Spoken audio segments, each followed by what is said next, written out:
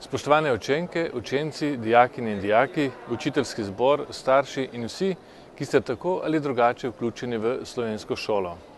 Dovolite mi, da vas kot bivši minister, predvsem pa kot evropski poslanec, ki kot član odbora za izobraževanje med drugim skrbim za to vprašanje tudi v Evropski uniji, zaželim uspešno novo šolsko leto. Če pogledam primerjalno iz evropske perspektive, smo Slovenci lahko ponosni na našo šolo.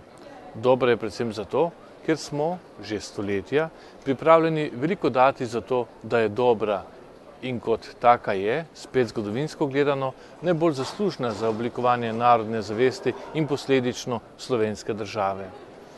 Še vedno sem namreč prepričan, da je tako avtonomna, da je še tako slab minister v letu ali dve ne more spraviti na kolena. Naši učenci in dijaki so konkurenčni v mednarodnih primerjavah znanj in veščin in to šteje. A dolgo tako ne bo stalo, če se bo še naprej rušilo dobre spremembe iz prejšnjega mandata, če se ne bo zagotovilo posodabljanje učnih načrtov, če minister ne bo bolj prizadevno upravljal z vsemi resursi, ki jih ima na voljo, če ne bo zagotavljal strpnosti in tako naprej.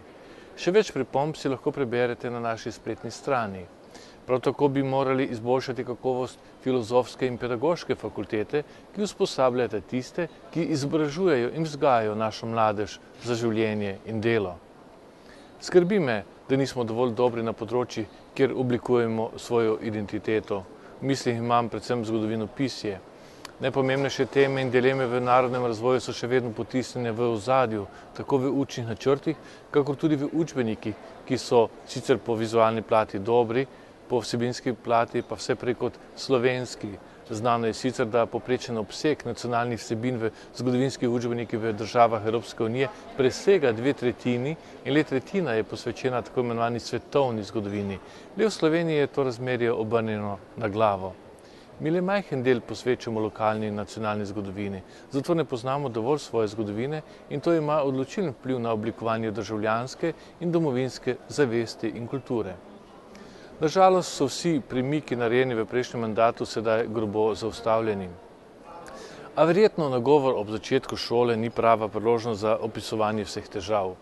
Zavedati se moramo, da šola ni le skupek učnih načrtov, znanj, veščin, vrlin, reda, investicij, pravil, organizacij in tako naprej.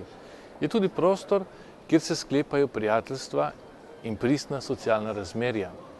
Predvsem za vas, dragi malčki, ki letos prvič prestopate šolski prag, je to nepozabna izkušnja.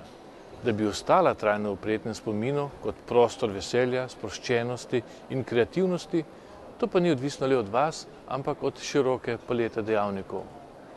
Vem, da je učencem težko uresničiti vsa pričakovanja učiteljev in staršev.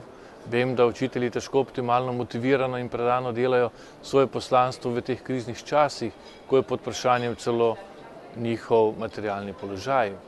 Vem pa tudi, da je težko mnogim staršem, ki vse težje poskrbi, da imajo njihovi otroci vse potrebno za šolo. A verjamem, da bomo zmogli ohraniti slovensko šolo v dobri kondiciji tudi v teh težkih časih. Vse dobro v novem šolskem letu.